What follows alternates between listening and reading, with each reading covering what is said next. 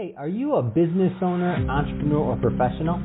If so, we want you to apply to be a featured guest on our show. My name is Adam Torres, and I host the Mission Matters series of podcasts. I've recorded over 3,000 episodes, and we are just getting started. How do you know if you'd be a good guest to be on the show? Well, only one way to find out, and that's to apply, but I'm going to let you in on a little secret. We want guests that have a story to tell, guests with a brand, a product, or a service that can benefit my audience of listeners. If this sounds like you, go to missionmatters.com and click on Be Our Guest to apply. I'd love to talk to you and get to know more about your story. Again, head on over to missionmatters.com and click on Be Our Guest to apply. All right, now let's get into the show. Hey, I'd like to welcome you to another episode of the Mission Matters Business Podcast, your source for all things business. My name is Adam Torres. You can follow me on Instagram at AskAdamTorres to keep up with my book releases, book tour schedule, signings, all that other good stuff. Always love to connect with you there. And as always, if you'd like to apply to become a co-author of one of my upcoming books, just head on over to the website, missionmatters.com, and click on Become an Author to apply. All right, so today I have Leah Faul on the line, and she's owner over at 15,000 Qubits. Leah, welcome to the show. Thanks for having me. All right, so today's topic, an interesting one and very timely as more and more people are moving to virtual teams. So we're going to talk about virtual team tactics and really value systems that drive internal, external, and individual growth. So all very relevant things. So, Leah, before we get into today's topic, I'd like to know a little bit more about what you're doing over at 15,000 Qubits. So tell us a little bit more about the company, please.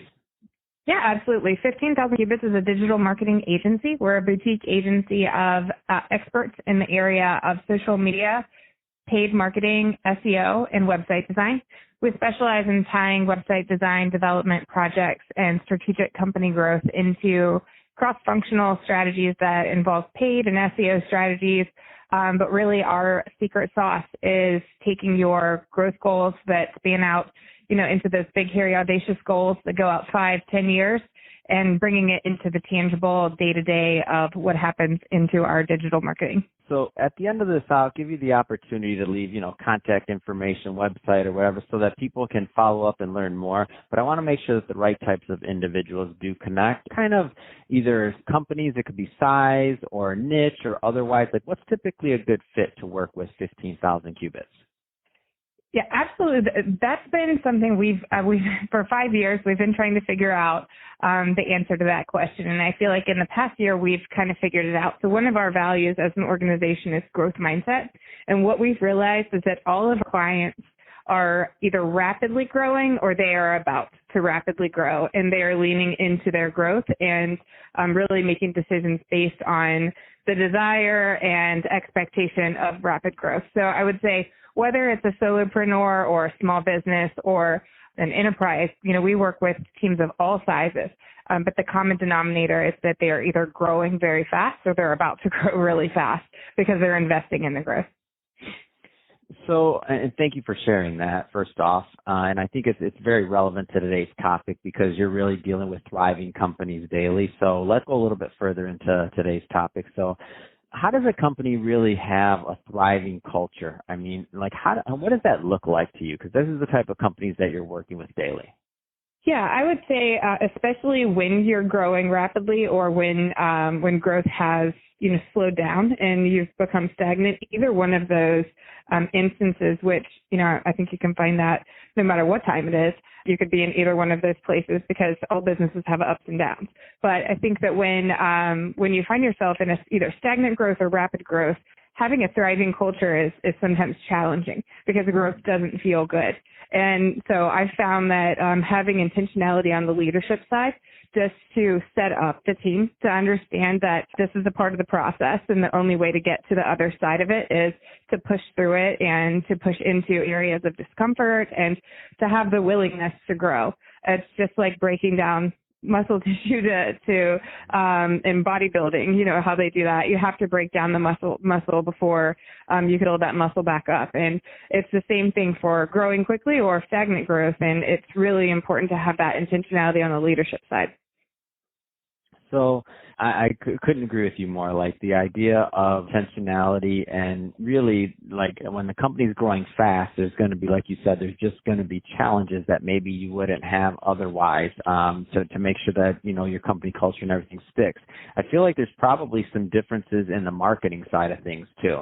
Like marketing for companies that are growing tremendously fast, I feel like that also can be a different challenge than maybe your typical marketing. So how does your team address that? Yeah, absolutely. I mean, I think the term that comes to mind is you have to slow down to speed up.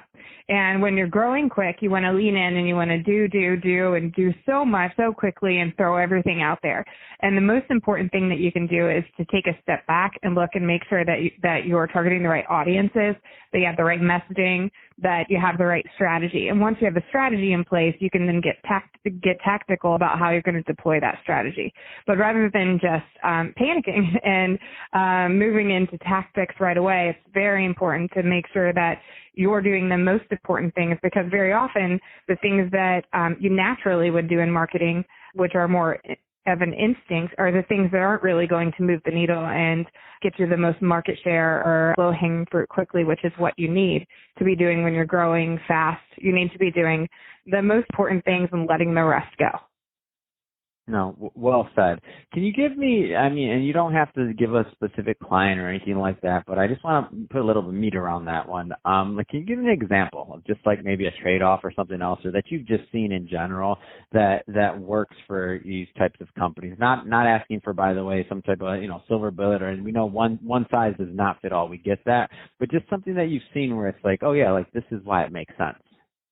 Yeah, absolutely. So depending on the size of the team, I'll lean into a client that we have that's a much larger client that has different department heads and leaders. And so this instance, rapid growth. And they had an issue with their logo and their messaging, and there was some pushback from different departments.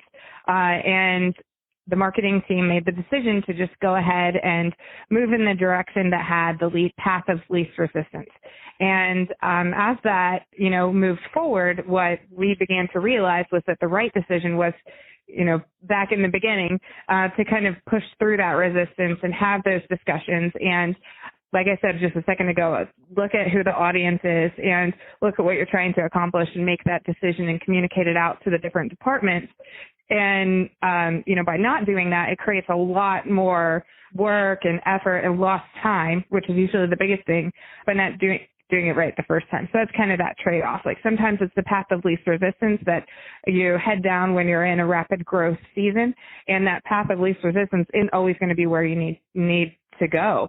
And that causes a lot of reworking, which is what you don't want to be doing when you're in an opportune time in the business where you should be gaining as much market share as you can. So I think something, especially in rapidly growing companies, that doesn't get enough attention, if you will, is the idea of value systems and like really making those come to life. Because when you think about everything's moving really fast and everything, whether it's growth or otherwise, everything's moving fast. Sometimes like that slow down concept you said, it's sometimes that value system part of the things gets lost in the mix, if you will. What's your opinion on how you can make a value system really come to life? Yeah, absolutely. I think there are lots of ways that you can make a value system come to life, but when specifically looking at a company that is rapidly growing and how a value system can come into play and come to life, I would say first off, it's so necessary, because one of the things that a value system does is it enables team members to make decisions, and it reduces the amount of discussions and requests that need to be had, where everyone's circling around the value system and understanding how the organization ticks and able to have that decision-making power on their own. And so when you have like the example we just discussed, when you have those instances where you run into a resistance and there's a team member that's trying to explain themselves. In that instance, if a value system has been clearly communicated of inclusivity, or everyone has a voice, or respect or integrity, or any of those things that businesses can really rally around, that can be used as a building block and a foundation for individuals to actually push their initiatives through in the right way, in a way that doesn't create division or, negative fallout. It's much easier to say, our value system as an organization is everyone has a voice. And in this instance, I appreciate your voice. However, my experience in this area of expertise is this, and it's important that we're all hearing each other. And that sounds much different than a combative conversation or shying away from it. So it creates that pressure and that movement, and it creates that solid ground to have those decisions move forward, the decisions that need to be made. And I guess that would just be one specific instance of how to do it, but I think there are so many applications of that. Fantastic. Well, Leah, it's been awesome having you on the show today. Really appreciate you giving us some insight into really, what's going to help these fast-growing companies thrive ultimately. So if somebody's listening to this and they want more information on 15,000 qubits and to connect with you and your team and your work overall, what's the best way for them to do that? Well, they can find us at 15,000qubits.com, or they can shoot us an email at growth@15,000qubits.com. Fantastic. Well, Leah, really appreciate you coming on the show today and sharing more about your background. And to the audience, as always, thank you for tuning in. Hope you got a lot of value out of this. If you're a first-time listener, don't forget, hit that subscribe button. We want you to be a return listener. Have some more great guests lined up for you. And Leah, thanks again for coming on the show. Thank you for having me.